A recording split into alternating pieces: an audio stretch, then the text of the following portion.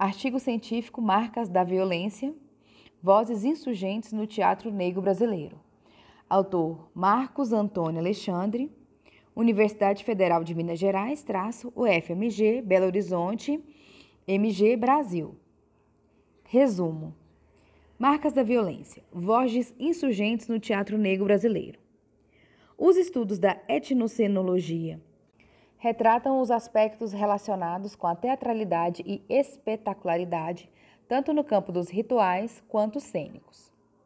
Nesse sentido, o teatro é um dos suportes para os campos das pesquisas etnocenológicas, sendo o teatro negro o foco deste trabalho. Entre as formas de representação do negro na sociedade brasileira, a violência é uma das marcas simbólicas que vem sendo ressignificada em textos afro-brasileiros. Este ensaio objetiva retratar alguns ecos da violência em textos dramáticos, espetaculares do teatro negro brasileiro. Interessa-me discutir as instâncias em que a violência é representada cenicamente e como ela interfere na, entre parênteses, reconstrução das imagens e dos sujeitos negros. Palavras-chave: etnocenologia, identidade, representação, teatro negro, violência. Página 124. O corpo é um portal que, simultaneamente, inscreve e interpreta, significa e é significado, sendo projetado como continente e conteúdo, local, ambiente e veículo de memória. Entre parênteses, Martins, 2002, p.89. Armindo Bião, entre parênteses, 2007, p. 21-41, nomeia algumas noções de referências para as pesquisas no campo da etnocenologia, ressaltando 4 aspectos temáticos importantes, a saber, abre aspas, alteridade, identidade, entre colchetes, S, identificações, pluralidade e reflexividade, fecha aspas, ponto e vírgula, abre aspas, teatralidade e espetacularidade, fecha aspas, ponto e vírgula, abre aspas, estados de corpo e estados de consciência, fecha aspas, e, abre aspas, transculturação e estados de consciência, fecha aspas, nota 1. E que se constituem como parte integrante dos estudos afro-brasileiros, entre os quais eu aqui destaco o teatro negro, nota 2. Cada elemento destacado por Bião aparece de acordo com as distintas instâncias de enunciação ou posicionamento ideológicos e sociopolíticos na produção teatral em que os negros são retratados cenicamente, reverberando discursos múltiplos e ressonâncias que colocam em destaque reminiscências da cultura afrodescendente.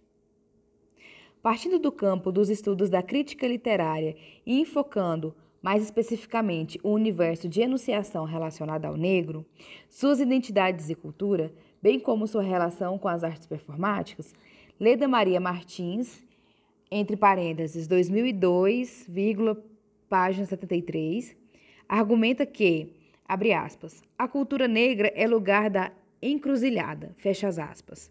A autora, complementando a sua argumentação, enfatiza que, citação longa, da esfera do rito, e, portanto, da performance, a encruzilhada é lugar radial de centramento e descentramento, interseções e desvios, texto e traduções, confluências e alterações, influências e divergências, fusões e rupturas, multiplicidade e convergência, unidade e pluralidade, origem e disseminação. Operadora de linguagens e de discursos, a encruzilhada como um lugar terceiro é geratriz de produção sígnica, diversificada e, portanto, de sentidos plurais. Entre parênteses, 2002, página 73. Esta encruzilhada a que se refere Martins se converte em um aspecto-chave para minha leitura relacionada ao teatro negro brasileiro, principalmente quando levamos em consideração os seus, entre aspas, sentidos plurais. Lembremos ainda que, página 125, a, entre aspas, encruzilhada é lugar de passagem, espaço de encontro e desencontro, terreno de enunciação de Exu, o grande mediador, aquele que é, entre aspas, o porta-voz dos orixás. Segundo Ney Lopes, entre parênteses, 2004, página 266-267. Na África e na diáspora, independentemente do orixá a que pertença, todo fiel sempre invoca Exu para que ele não lhe cause problemas. Entre colchetes, e Exu. No Haiti, é genericamente conhecido como Legba e Legba Petrol, Maitri Carrefour. Entre colchetes, dono da encruzilhada. Vírgula, 3 pontos entre colchetes. Ponto. As questões relacionadas ao negro, de certa forma, podem ser lidas como representações de encruzilhadas que são ressignificadas nos textos dramáticos e espetaculares, ideologicamente, fisicamente, politicamente e socialmente, sobretudo quando observamos os questionamentos que buscam repensar os estereótipos aos quais negros são submetidos nas descrições e enunciações literárias. Em 1961, Abdias Nascimento já nos trazia algumas inquietações relacionadas ao drama e à dramaturgia negra. 2 pontos. Se há drama negro, sua intensidade dramática será um resultado de cor, da raça, do seu itinerário histórico? Porque, diferentemente do drama ocidental, entre parênteses branco, a dramática africana, entre parênteses negro, secundariza o autor para fixar sua importância no sucesso trágico. Quais relações de interdependência que guarda essa dramática com a religião, os ritos, a mitologia, a sociologia? Ou, como assevera Roger Bastide, será que o teatro religiosamente originado, entre aspas, surge apenas quando a fé diminui, permitindo ao homem representar o mistério divino em vez de vivê-lo? Entre parênteses, Nascimento, 1979, página 19, grifo do autor. Ponto. Os questionamentos de Nascimento ainda ressonam na nossa contemporaneidade quando analisamos vários textos teatrais em que os negros são retratados. A título de exemplo, posso citar a montagem mineira de O Bom Crioulo, uma adaptação de Adolfo Caminha, entre parênteses 1895, dirigida por José Malutini, em 2009, e ainda apresentada no circuito teatral Belo Horizontino. Apesar de a personagem Amaro ser interpretada por um ator negro, a peça peca por assumir uma leitura em que se exalta mais o corpo negro do que os outros, página 126, possíveis conflitos e questionamentos inerentes ao texto, tais como o que representaria a história de desejo, paixão, possessão e tragédia no contexto de finais do século XIX. Quais ecos da violência são representados no texto e que podem ser concretizados para nosso momento de enunciação?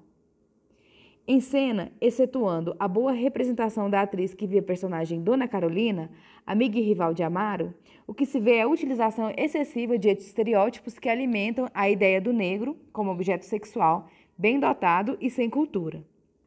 Entretanto, há que se destacar que a peça caiu no gosto do público homossexual, onde a grande maioria comparecia ao teatro para ver os atores que representavam os protagonistas, Amaro e Aleixo, nus. O teatro negro ainda é pouco estudado no âmbito nacional, por questões distintas. Mercado editorial, divulgação, formação de público leitor, etc. E outros fatores alheios ao nosso entendimento. É de conhecimento de muitos que ainda há poucas publicações de peças que apresentam a temática negra.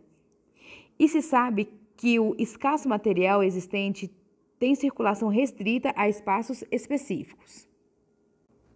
No entanto, apesar dessa realidade eminente, devo destacar que há autores e grupos que se dedicam a pesquisas e divulgação da cultura afro-brasileira.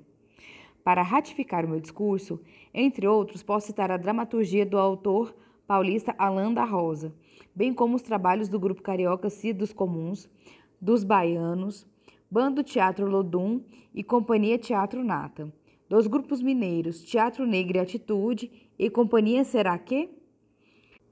Do coletivo brasiliense Grupo de Teatro Cabeça Feita, da atriz, poeta, narradora e dramaturga Cristiane Sobral, professora de teatro na UNB e a primeira atriz negra a formar-se nesta instituição. Para esta análise, trago para discussão 3 obras dramáticas / espetaculares em que os sujeitos negros são o tema central dos conflitos. Cabaré da Raça, Candances, A Reconstrução do Fogo e Da Cábula. São trabalhos em que as representações dos afro-brasileiros podem ser lidas como vozes insurgentes dentro de um sistema social segregador que, muitas vezes, procuram invisibilizá-los. Discute-se a presença de uma violência simbólica que se manifesta, muitas vezes, página 127, no nível do corpo social, no sentido de Foucault, entre parênteses 2003, por meio da exploração dos gestos, atitudes, comportamentos e discursos que são corporificados na dramaturgia ou em cena. Cabaré da Raça, peça dirigida por Márcio Meireles e escrita em colaboração com os atores da companhia, é um dos marcos da produção dramatúrgica e espetacular do Bando de Teatro Olodum e do Teatro Negro Brasileiro. Estreada em 1997, reencenada em 2005, a montagem continua sendo apresentada todos os anos desde então. Trata-se da 13ª montagem do grupo, cuja temática central é as representações do negro em nossa contemporaneidade. Dentre as formas de representações, a violência física e a simbólica se constituem como marcos da dramaturgia do bando. A crítica teatral contemporânea tende a taxar sobre o rótulo de panfletários a grande maioria dos textos criados pelas companhias que produzem teatro negro, e os textos do bando Teatro Olodum não escapam a esse olhar analítico. Porém, vejo no adjetivo aqui retratado, em princípio negativo, uma qualidade.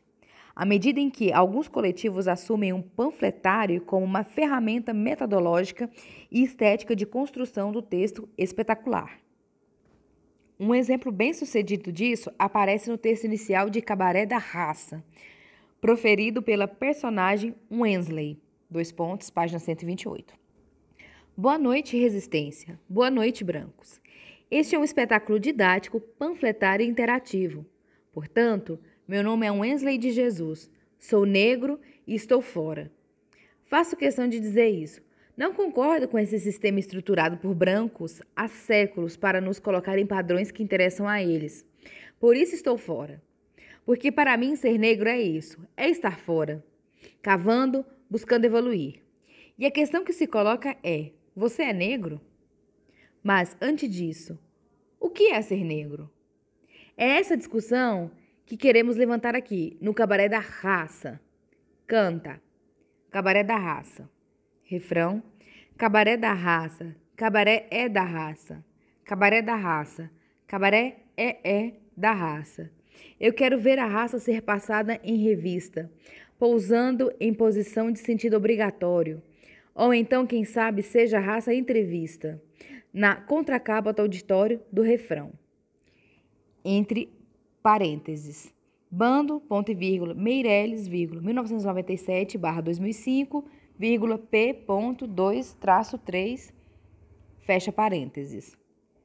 Com base na citação, é notório que o grupo assume o suposto didatismo e panfletarismo como características.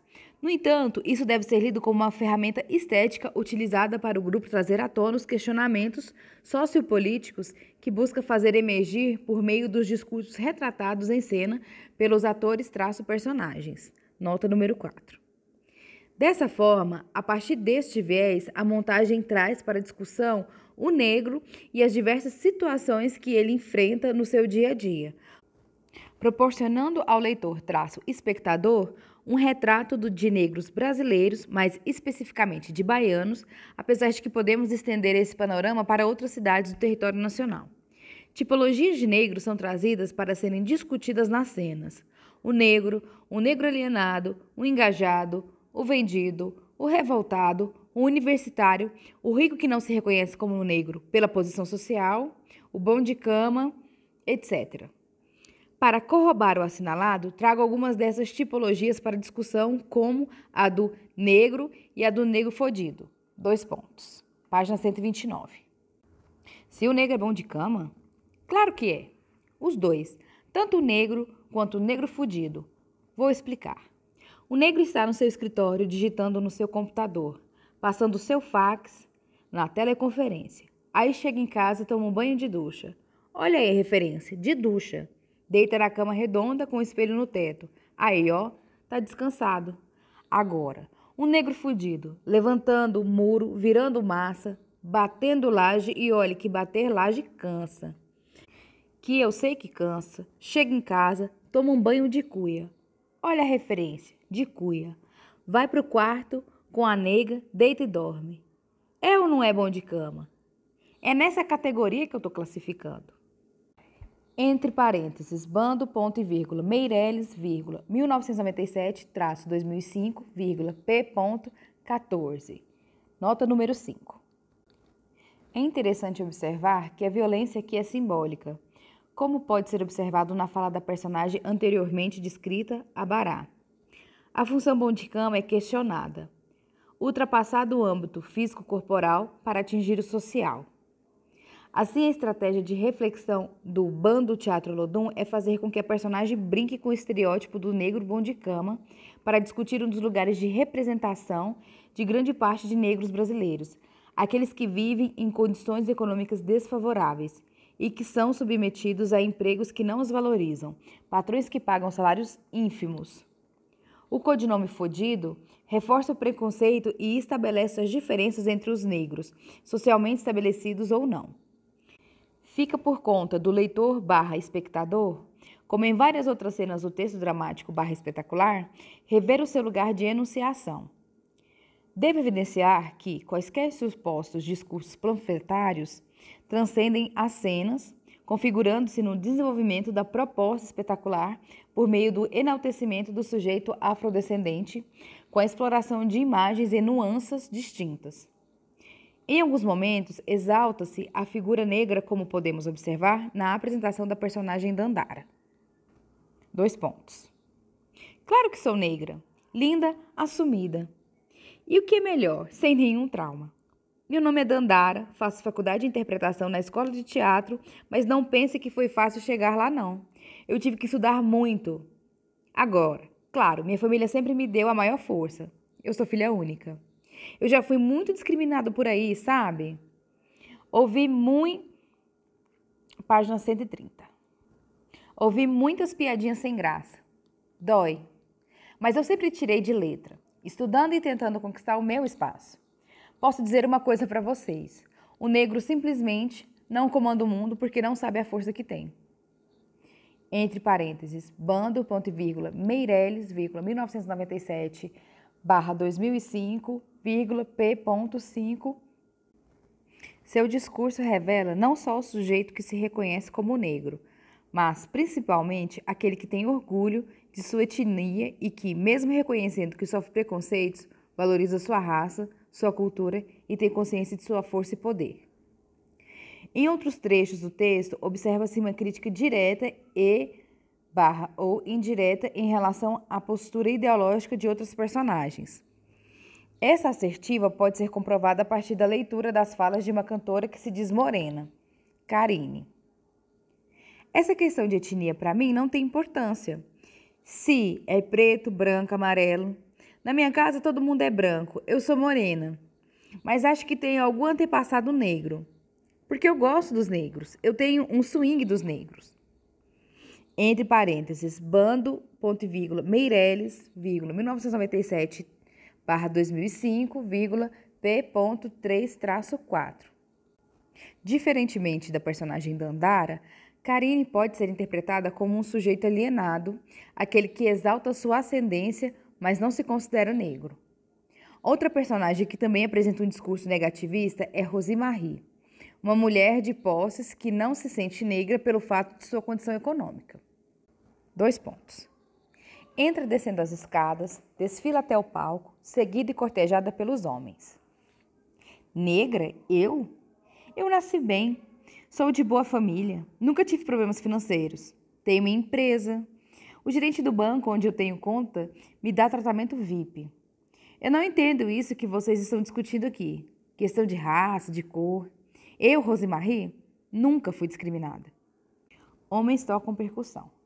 entre parênteses, bando, ponto e vírgula, Meirelles, vírgula, 1997/2005, vírgula, P.4. A postura elitista da personagem é reforçada cenicamente por meio das ações físicas da personagem / atriz, que muda sua voz, impondo um tom de falsete. Seus gestos vão do empinar, página 131, o nariz, para demonstrar a sua altivez, até o meneio do corpo a mover as cadeiras com elegância num ritmo provocativo e sedutor. Por outro lado, é interessante ressaltar que o discurso elitista e segregador de Rosemarie é desconstruído cenicamente, pois ela se transforma assim que escuta o som dos tambores. Seus gestos corporais são ressignificados, fazendo com que a personagem bretinianamente dê voz ao discurso questionador da atriz Rejane Maia. O distanciamento permite que o limiar atriz/personagem se dilua na cena e nas ações físicas e dramáticas propostas pelo texto dramático/espetacular. 2 pontos. Rosemarie. Dança como se estivesse encarnando uma entidade. Transforma-se. Fala a atriz. Agora eu, Rejane Maia, atriz, sou discriminada desde a hora em que acordo e vejo a condição de vida das pessoas que moram na comunidade em que vivo, Ogunjá, Boa Vista de Brotas. Nota número 6. Sou discriminada quando pego o ônibus e criticam minha roupa, meu cabelo. Sou discriminada quando vou ao supermercado e o fiscal me segue como se eu estivesse roubando. Eu paro e digo, qual é, meu irmão? Perdeu alguma coisa? Sou discriminada porque sou mulher e porque sou negra. E muitos acham que eu devia estar pilotando o fogão da cozinha de alguém ou usando minha força para limpar a sujeira de casas ou de sua cidade. Que o leite farto de meu peito devia estar alimentando os filhos dos outros. Que minha bunda firme e dura devia estar nos motéis da vida.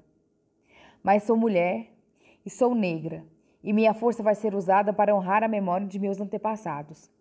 Reis, guerreiros e sacerdotes que foram arrancados de suas terras para trazerem para esse novo mundo seu trabalho, suas lágrimas e sua alegria. Sou mulher e sou negra, e meu leite vai para os filhos que saírem do meu ventre, ou para aqueles que eu resolvo adotar. E meu corpo vai para o homem que eu escolher e souber me amar e me respeitar. E minhas ancas são para requebrar na batida guerreira de minha raça. Minha mãe não é Nossa Senhora, é Nanã Moroquê. Todos, enquanto Rosemarie samba. Nega do balaio grande, olha o balaio. Nega do balaio grande, olha o balaio. Nota número 7. Entre parênteses, bando, ponto e vírgula, Meirelles, vírgula, 1997-2005, vírgula, P.4-5. Página 132. A fala anuncia, enuncia e legitima o lugar de enunciação discursivo e ideológico não só da atriz/personagem, mas também se converte em um macrosigno representando a voz de milhares de mulheres negras, baianas ou brasileiras, sujeitos que muitas vezes ainda se veem submetidos a visões estereotipadas e preconceituosas tais como a boa de cama, abre parênteses, alusão distorcida de que toda negra, entre parênteses, tem um desempenho sexual extraordinário, fecha parênteses. A mulher de forno e fogão, abre parênteses, aquela que tem os dons culinários e é vista como a empregada que cuida da casa, da cozinha e que se viu obrigada muitas vezes a servir na mesa, traço a família, traço e na cama, traço o patrão, fecha parênteses. E a boa de leite, abre parênteses, a babá que está pronta para criar o filho do senhor, traço, visão antiquada advindo do regime escravocrata, traço, a mãe preta, fecha parênteses. Positivamente, o discurso aqui apresentado vai de encontro com as ações da personagem Rosemarie, visto que, a partir da voz e das ações perlocutórias, a atriz/personagem é reconfigurada, reconhecendo-se como discriminada, mas, ao mesmo tempo, ela reivindica seu espaço, a sua etnia, a sua cultura e demonstra que reconhece o seu valor como mulher negra.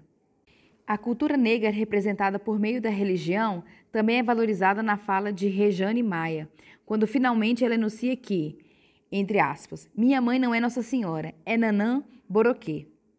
O mais importante não é o fato de a atriz/personagem negar Nossa Senhora, traço, uma das representações máximas do cristianismo, traço, mas sim a evocação e o reconhecimento de Nanã Burucu, Nota número 8.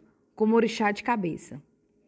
Na verdade, reforçando a minha argumentação, não se trata de simplesmente negar o catolicismo ou muito menos de menosprezar a importância dos cultos à Nossa Senhora que são praticados em todo o território brasileiro, mas sim valorizar e dar voz e representatividade à religião afrodescendente. A partir de seus estudos sobre orixás, Pierre Verger esclarece que, abre aspas, Nanã Burucu é conhecida no Novo Mundo, tanto no Brasil como em Cuba, como mãe de Obaluaê-Chapanã.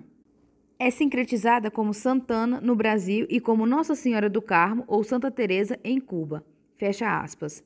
Abre parênteses, 1997,P.240. Fecha parênteses. Ou seja, de certa forma, há uma dupla relação existente entre Santana, entre parênteses, a mãe da Virgem Maria, traço, Nanã Burucu, que se reconfigura sincreticamente, entretanto, no texto dramático / espetacular, se preserva a matriz africana. Página 133. O estudo das matrizes religiosas e de seus respectivos rituais é um elemento caro às pesquisas em etnocenologia, que, por sua vez, integra a grande maioria dos textos que tratam da temática negra. A religião na peça é pano de fundo para discussões maiores, revelando preconceitos arraigados às sociedades contemporâneas acerca dos cultos considerados profanos, que muitas vezes são acusados de bruxaria, coisas do demônio, etc. Ao valorizar a matriz africana, os atores do bando ressignificam a importância de se manter a cultura religiosa dos negros e de seus ancestrais.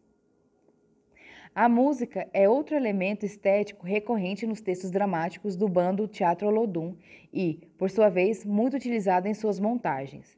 Em Cabaré da Raça, com 5 R's, não é diferente. O resumo musical é introduzido logo no início do espetáculo, quando todos os atores, personagens, cantam a música tema da peça Cabaré da Raça. O som dos tambores, dos instrumentos de percussão e as ações coreográficas não só dão cadência ao texto espetacular, como também reforçam o caráter ritualístico e de espetacularidade presente no texto dramático e concretizado na montagem.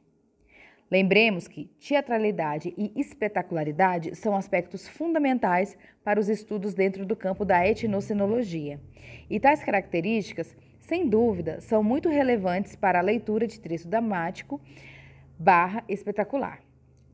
Rito e performance emergem dos corpos mnemônicos dos atores, que evocam a relação ancestral da negritude, permitindo o constante diálogo entre passado e presente. As músicas e ritmos propostos pelo bando vão do samba popular, dos ritmos contemporâneos do pagode e do axé baianos até o rap. Vejamos o rap do 13 de maio. O poder tem uma dança interessante. Quando resolve te tirar como otário, dá uma pirueta e inventa datas importantes, alguma coisa que só tem no calendário. Os dias do isso, o dia do aquilo. O dia a dia é dia de coisa nenhuma. Não sei se puro de alegria e comemoro, ou se ponho os pés no chão, penso e choro. Cadê o país da independência? Cadê? Página 134. Cadê o país da abolição? Cadê? Tudo que vejo é um sistema em decadência, há muito tempo reciclando a escravidão. Eu me vali desse discurso panfletário, mas a minha burrice faz aniversário, ao permitir que num país como o Brasil, a liberdade seja só um fato imaginário. Queima de estoque da história da nação. Velhas verdades foram postas no balaio. As nossas vidas estão em liquidação. No mercado negro, dia 13 de maio. Entre parênteses, Bando Meireles, 1997/2005, P16-17.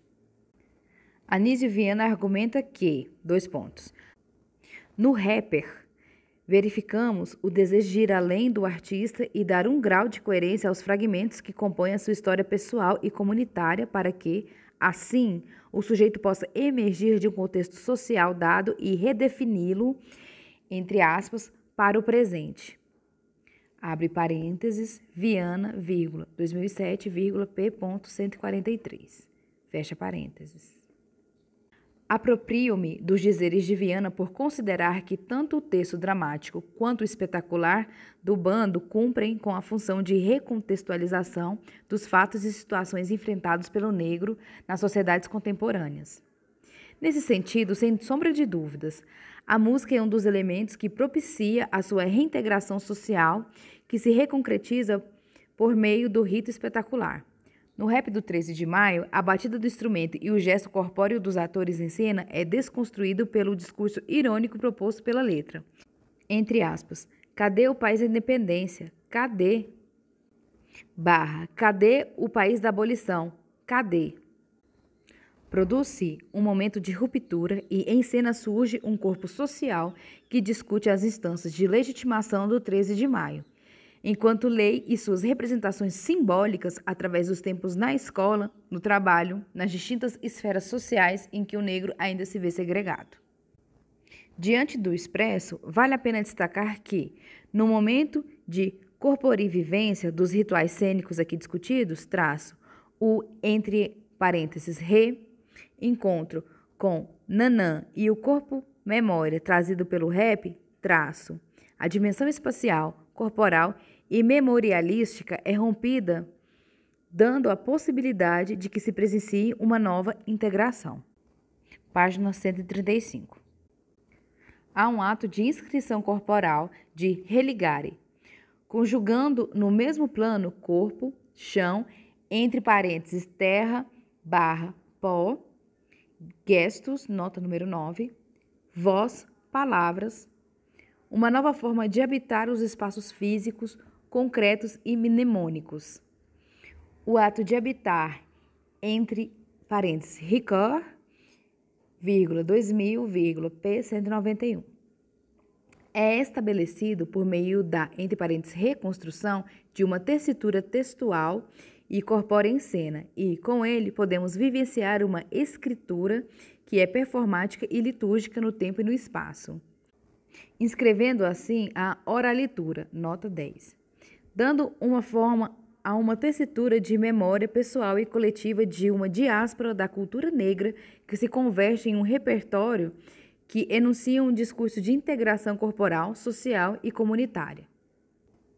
Outra peça que trago para discussão é Candaces, a reconstrução do fogo, entre parênteses, 2003/2004, do grupo carioca Companhia dos Comuns, nota 11. Também com encenação, direção e dramaturgia de Márcio Meireles. O texto espetacular é concebido a partir da reinvenção artístico-história das Candaces. É construído um mosaico de histórias protagonizadas por personagens femininas comuns, demonstrando um retrato da mulher negra brasileira que enfrenta com determinação os distintos tipos de violências físicas e simbólicas. Citação longa. Vozes de Chica Xavier, Léa Garcia, Ruth de Souza e Zezé Mota, O tempo é o senhor das histórias.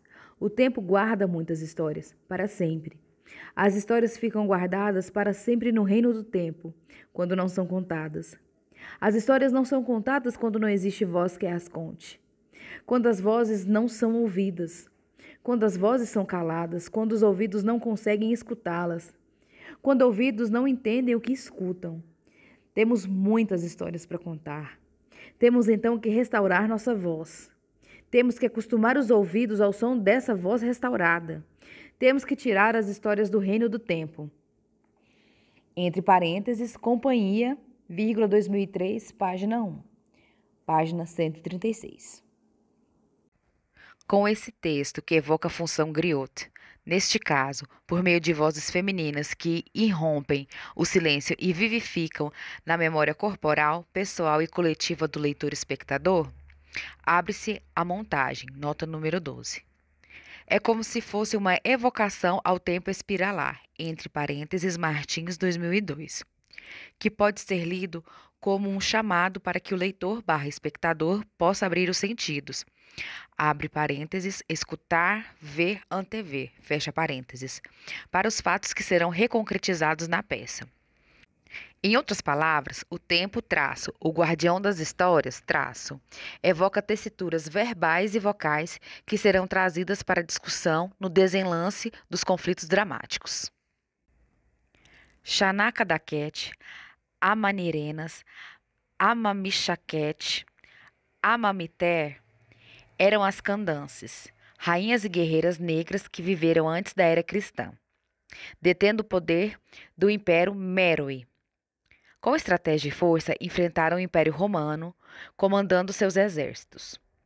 Com base na concretização intercultural destas personagens, a Companhia dos Comuns adentra no universo feminino afrodescendente e destaca os percalços e os avanços, bem como a riqueza que se manifesta no campo da palavra, que é ressignificada em atos mnemônicos do rito performático, rememorada a partir das referências ao candomblé, das canções e sonoridades que têm como base a matriz africana.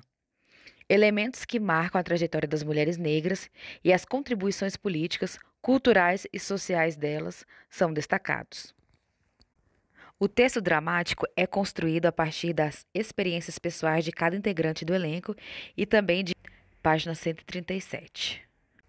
Importantes depoimentos / testemunhos compilados de entrevistas realizadas com 28 mulheres negras de diferentes classes e representações sociais, traço.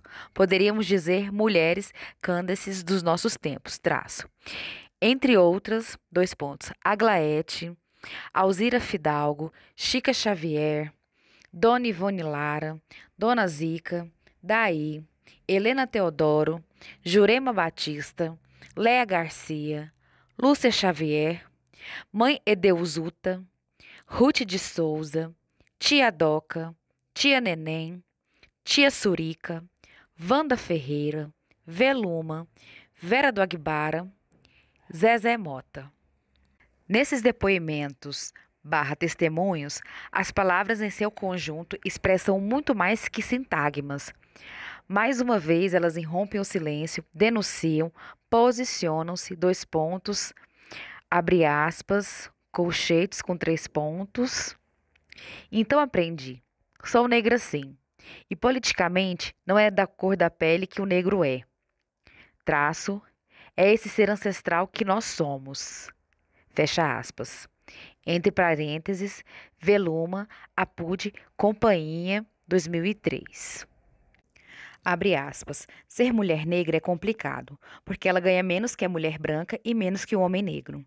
A mulher tem que administrar o salário mínimo na grande miséria. É a provedora da casa. Fecha aspas.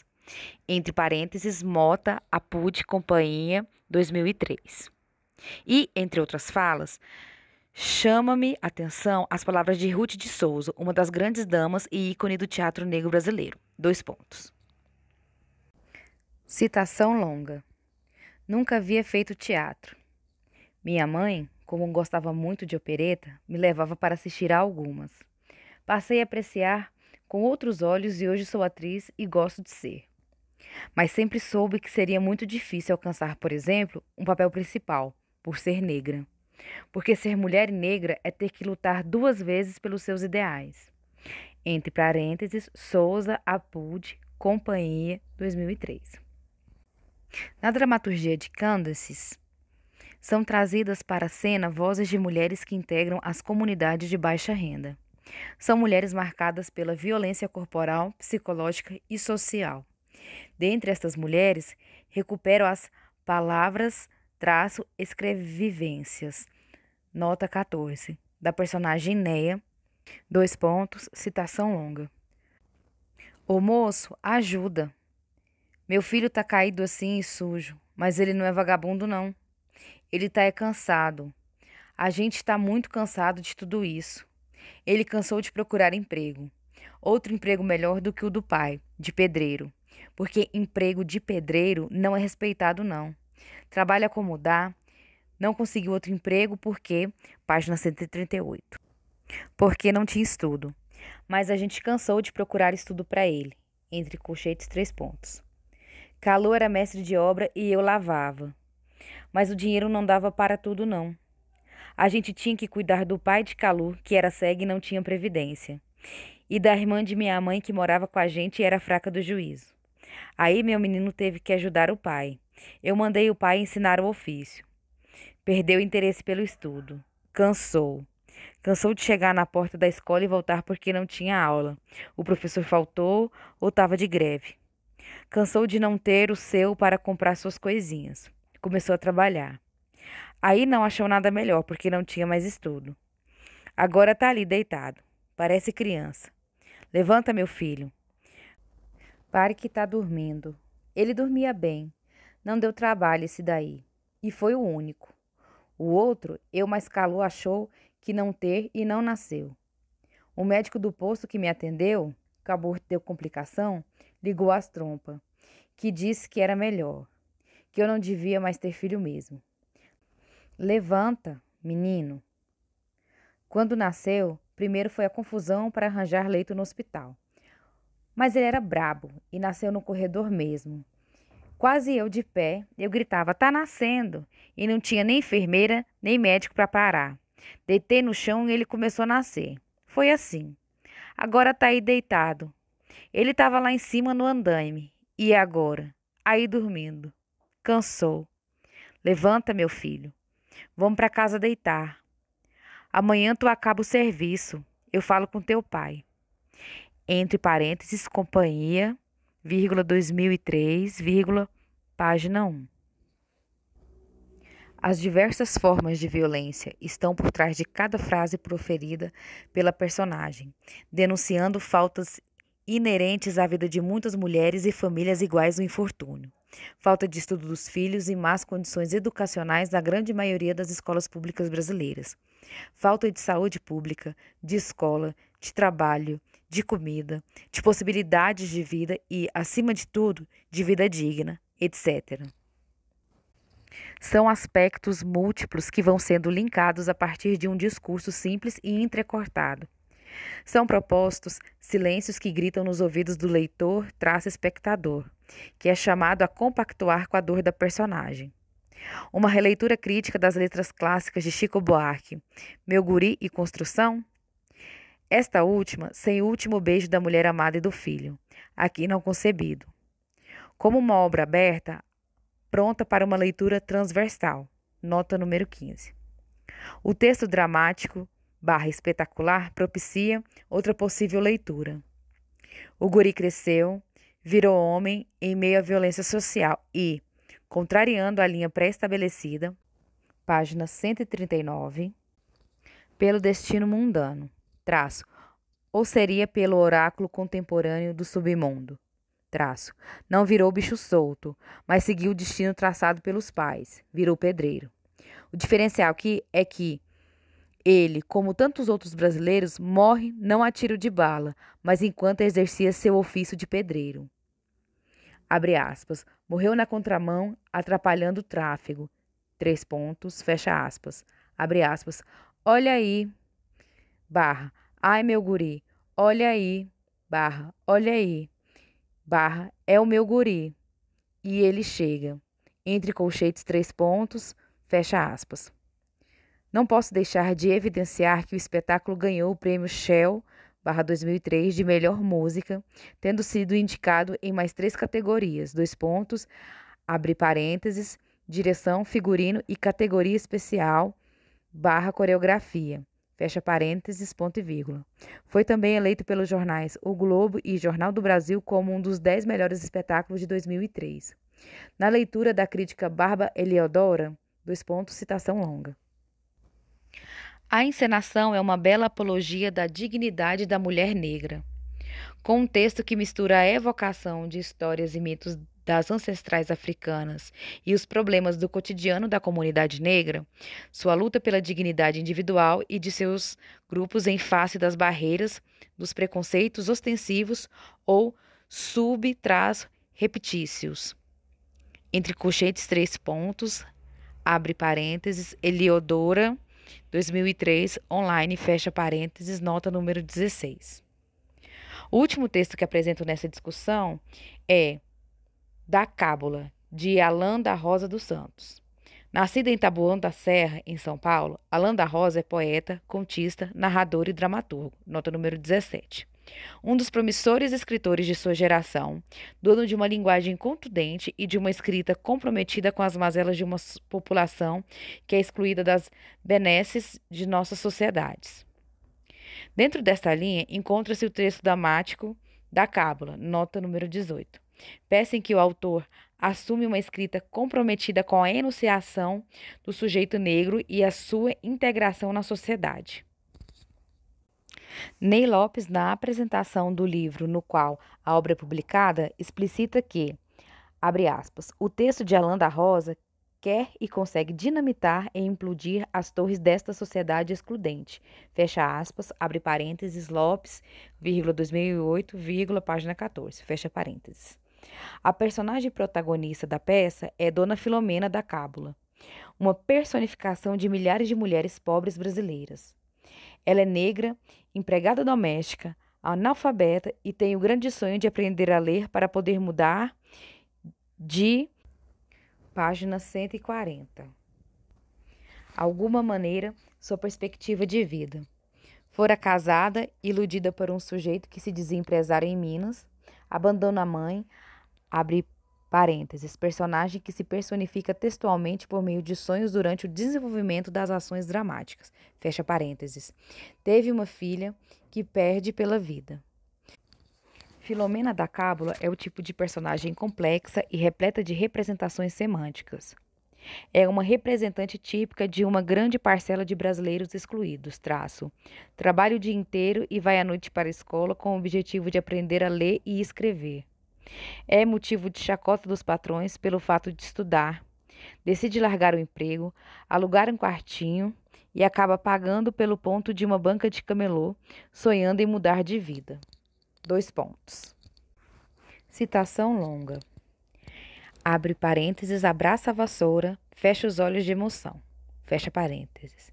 Filomena, Ai, que delícia. Pena que não conheço ninguém aqui para esse escanto, para comemorar comigo. Beijar, abraçar, me dar os parabéns. Se tivesse cinema, eu ia para comemorar. Mas melhor que nem tem, aí eu nem gasto dinheiro. E passar carão? De frente pro cartaz e perguntar o nome do filme? Quanto é? Que hora começa? E o bilheteiro apontando com o dedo aquelas tabelas tudo doida, aqueles cartaz que eu não entendo nada, perguntando se eu não sei ler. Não, mas deixe estar. Agora Filomena da Cábula vai viver. Deus me dando saúde, entre colchetes 3 pontos, abre parênteses, Rosa, 2008, página 30, fecha parênteses. No entanto, o sofrimento de Filomena não muda, apenas aprofunda. Como bem explicita Conceição Evaristo na orelha do livro. Abre aspas. Filomena da Cábula transitava em espaços delimitados. Fecha aspas. Agora ela é dona de seu destino, tem o seu negócio, mas tem que acordar de madrugada para pegar a condução para chegar ao trabalho, de onde sai tarde da noite esgotada e não tem energias para ir à escola, para dar continuidade ao seu processo de alfabetização. Em princípio, ela acredita que conseguirá fazer as tarefas em casa, mas quando chega ao seu barraco, mesmo enchendo-se de café, o seu corpo pesa mais que a sua força de vontade e acaba quase sempre dormindo sobre os cadernos. Evaristo ainda argumenta. Página 141. Citação longa. Filomena, como muitas pessoas que ainda hoje não dominam a leitura e a escrita, vivia uma cidadania mutilada, inconclusa, em uma sociedade que se organiza a partir de leis, decretos, documentos, papéis, todos grafados, assinados, letras, entre colchetes 3 pontos, entre parênteses, Evaristo, 2008, prefácio. Neste contexto, eclodem alguns questionamentos. Em que lugar se insere o discurso desses marginalizados? Que estratégias são de fato eficazes para que as vozes oprimidas possam vir a ser representadas dentro do discurso hegemônico? Um dos pontos fortes da dramaturgia de Alain da Rosa é a inserção do universo onírico à sua peça, do esgotamento de Filomena, de seus traços rasuras, de uma tentativa de escrita de si e para si. Surge a personagem Flores Vermelhas, que imprime na dramaturgia um acesso a uma representação mnemônica que desvela não só nuances da personagem, como também imprime à dramaturgia ecos de vozes que se interconectam com o imaginário do negro e de sua cultura ancestral. Citação longa. Vendaval, um moleque entre meus joelhos. Surge minha filha, meu genro. Quanto abraço. Pauline luzindo no sol, mirando montanhas, expirando o ar do litoral. Saudade salga meus cílios. Fazer o quê? Mãe tem que aceitar a trilha da cria. Levo o Traquinas para passear. Ele dá piruetas, vem com o chamego pedir moeda pro sorvete. Danado. Entre parênteses, Rosa, 2008, página 56. Continuação da citação longa. O sangue riscava minha pele negra, rios rasos de carne, arranhões dos espinhos. Veloz eu ia rompendo emaranhados de arbustos, pisando gramas selvagens, pedregulhos. Meu sangue se mesclando às flores e frutos. Permanecendo eu, me ficando, me deixando no que nasce do tempo verde. Procriando movimento rasante, devassando o magnífico horizonte, fertilizando à beira das ribanceiras. Me deixando futura no caminho, meu apetite de espaço e de ternura. Entre parênteses, Rosa, 2008, página 66. Continuação da citação longa. Eu, Filomena da Cábula, vou preparando um ebó, lavrando com sabores e cantos, de cores a terra porosa, prestando reverência. Quanto do mar escoou o pó essas raízes? Quanto de suplício e flagelo na casca dessas árvores? Quanto de balanço banzeiro das ondas no nervo dessa terra? Entre colchetes, 3 pontos, entre parênteses, Rosa, 2008, página 81. Página 142. Nas palavras de Evaristo, abre aspas, a personagem imagina e constrói na escrita uma outra história para si e para os seus. Uma memória longínqua, ancestral, permite e induz ações. Fecha aspas, entre parênteses, 2008, prefácio. Não há como não deixar de observar as marcas semânticas que integram o texto dramático e a proposta estética do autor, de incorporar o sonho, traço, que é corporificado cenicamente, traço, ao seu texto. Imprime à cena uma aproximação com o universo da fabulação que integra a cultura afrodescendente em suas distintas formas representacionais em nossa cultura.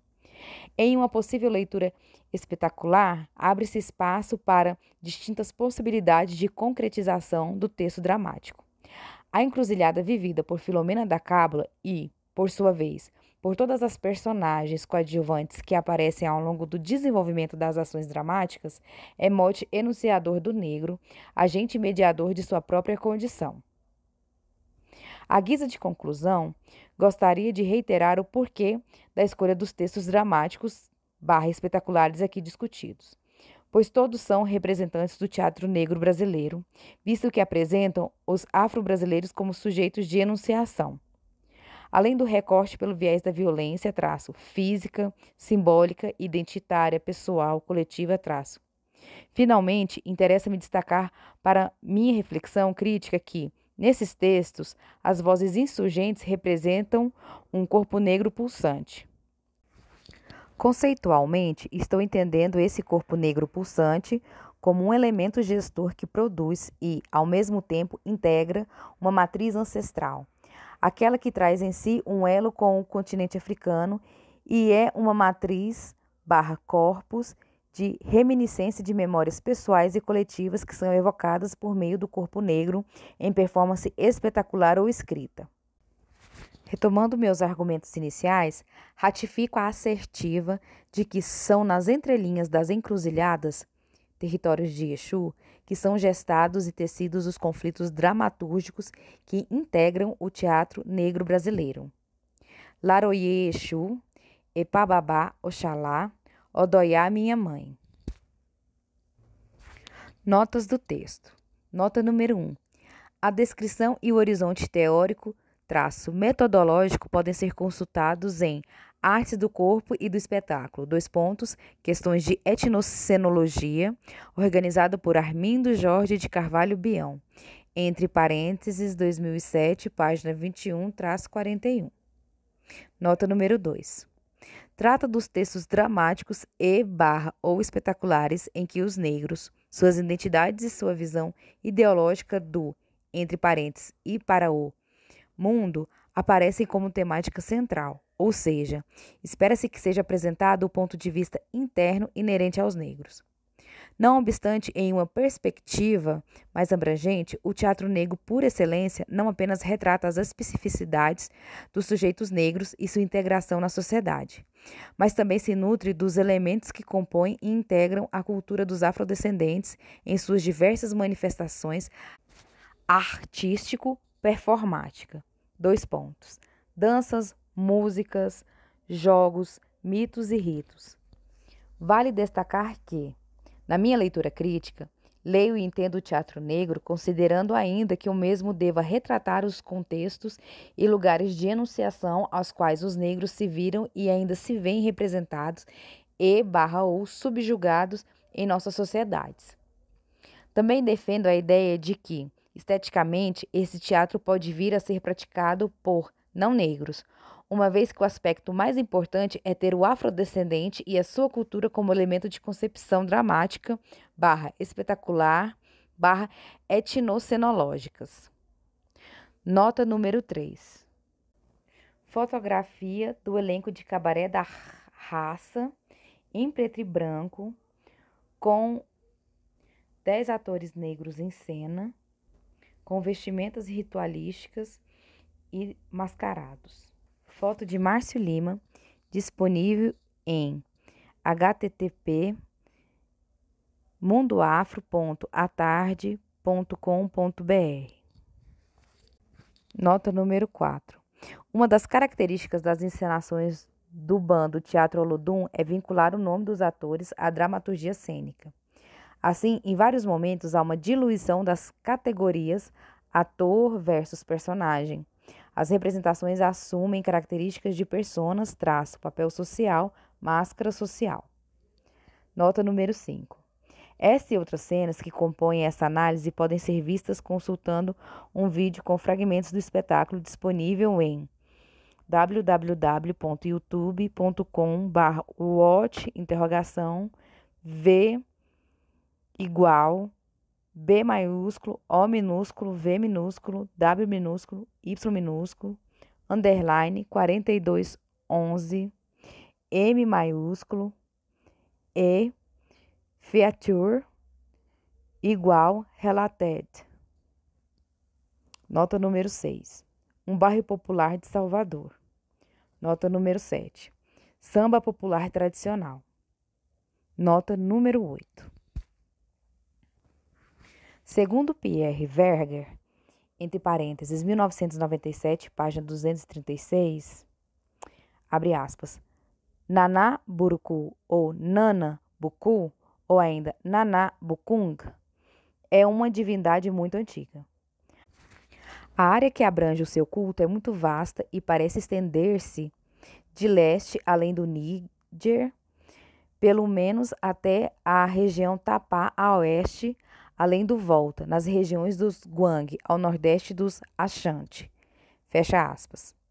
O antropólogo ainda explicita que, abre aspas, Nanã Buruku é o arquétipo das pessoas que agem com calma, benevolente, dignidade e gentileza.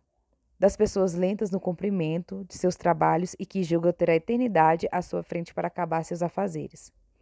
Elas gostam das crianças e educam-nas, talvez com excesso de doçura e mansidão, pois têm tendência a se comportarem com a indulgência dos avós.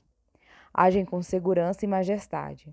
Suas reações bem equilibradas e a pertinência de suas decisões mantêm-nas sempre no caminho da sabedoria e da justiça. Fecha aspas, entre parênteses, Verger, 1997, página 241. Página 144. Nota número 9. Aqui entendido a partir dos dizeres de Patrícia Pavi, entre parênteses, 1999, página 187, grifo do autor, abre aspas. O gestos é sensível ao mesmo tempo no comportamento corporal do ator e em seu discurso. Dois pontos. Um texto, uma música, podem, na verdade, ser gestuais, se apresentam um ritmo apropriado ao sentido do que ele está falando. Fecha aspas. Nota número 10. Conceito proposto por Leda Martins. Entre parênteses, 2002, página 87, grifos da autora. Dois pontos, abre aspas. A esses gestos, a essas inscrições e palimpsestos performáticos, grafados pela voz e pelo corpo, denominei oralitura, matizando na noção deste significante a singular inscrição cultural que, como letra, entre parênteses, litera, cliva a enunciação do sujeito e de sua coletividade, sublinhando ainda no termo seu valor de litura. Rasura da linguagem, alteração significante, constitutiva da alteridade dos sujeitos, das culturas e de suas representações simbólicas. Fecha aspas. Nota número 11. Os 3 primeiros trabalhos integram a trilogia da Companhia dos Comuns. Dois pontos. A Roda do Mundo, entre parênteses 2001. Candaces, a Reconstrução do Fogo, entre parênteses 2003. E Báculo, os Bem Lembrados, entre parênteses 2005. Esses textos foram escritos pelo encenador e diretor Márcio Meirelles e foram criados a partir de um processo de construção coletiva que partiu das percepções de cada ator na construção das personagens. A quarta montagem do grupo é Silêncio, entre parênteses 2007. E esse texto toma status de primeiros passos, uma vez que Hilton Cobra, diretor da Companhia dos Comuns, assume juntamente com a participação coletiva dos integrantes do grupo a dramaturgia, desta vez sem contribuições externas. Faço uma breve análise desta peça no trabalho, abre aspas, A Cultura Negra e seus questionamentos na produção dramatúrgica / espetacular contemporânea, fecha aspas, publicado no volume 4 da Antologia Literatura e Afrodescendência no Brasil, dois pontos, Antologia Crítica, abre parênteses, História, Teoria, Polêmica, fecha parênteses, organizada por Eduardo de Assis Duarte e Maria Nazaré Soares Fonseca. Entre parênteses, editora UFMG, 2011. Nota número 12. Para ver um trecho do espetáculo, acesse www.videolog.tv/video.php /ID sinal de igual 252893. Nota número 13. Disponível em www.comuns.com.br/fotos_1.jpg. Nota número 14. Aqui faço alusão ao conceito difundido por Conceição Evaristo, abre parênteses 2007, p.20-21, grifos meus, fecha parênteses. Evaristo, ao discutir sobre a sua escrita, propõe o seguinte questionamento, dois pontos, abre aspas. O que levaria determinadas mulheres nascidas e criadas em ambientes não letrados e, quando muito, semi-alfabetizadas, a romperem com a passividade da leitura e buscarem o movimento da escrita? Fecha aspas. Logo a autora, reforçando a sua visão crítica, contesta, dois pontos, abre aspas, tento responder. Talvez essas mulheres, entre parênteses, como eu, tenham percebido que se o ato de ler oferece a apreensão do mundo, o de escrever ultrapassa os limites de uma percepção da vida. Escrever pressupõe um dinamismo próprio do sujeito da escrita, proporcionando-lhe a sua autoinscrição no interior do mundo. E, em se tratando de um ato empreendido por mulheres negras que, historicamente, transitam por espaços culturais diferenciados dos lugares ocupados pela cultura das elites, escrever adquire um sentido de insubordinação. Insubordinação que se pode evidenciar muitas vezes desde uma escrita que fere, entre aspas, as normas cultas da língua, caso exemplar o de Carolina Maria de Jesus, como também pela escolha da matéria narrada, fecha aspas. E, por fim, conclui os seus argumentos de forma contundente. Abre aspas. A nossa escrevivência não pode ser lida como histórias para, entre aspas, ninar-os da casa grande, e sim para incomodá-los em seus sonos injustos. Fecha aspas. Nota número 15. Aqui entendida a partir da conceituação proposta por Richard de Marcy, no livro Semiologia, página 145, do teatro, organizado por J. Ginsburg, et espaço ao ponto, entre parênteses, 1988. A leitura transversal é aquela em que o espectador não penetra essencialmente na fábula, ainda que a acompanhe. Ela não é seu único objeto de interesse. O que a difere da leitura horizontal consiste na vontade de distinguir as diversas unidades significativas contidas no espetáculo. Nota número 16. Informação extraída de Débora Almeida portfólio.blogspot.com/2009/08/2003-Candances-fogo.html. Nota número 17. No campo da produção literária, Alan da Rosa criou o selo de perfil alternativo Edições Toró, pautado com publicações de um trabalho artesanal e com a presença de autores jovens vindos da periferia paulistana e sem espaço no mercado editorial. C maiúsculo F minúsculo www.edicoestoro.net. Nota número 18. Parte desta análise integra o verbete que escrevi sobre o autor intitulado, entre aspas, Alan da Rosa. Para ter acesso ao texto completo, conferir o volume 3 da Antologia Literatura e Afrodescendência no Brasil, Antologia Crítica, entre parênteses, Contemporaneidade, organizada por Eduardo de Assis Duarte, entre parênteses, editora UFMG, 2011.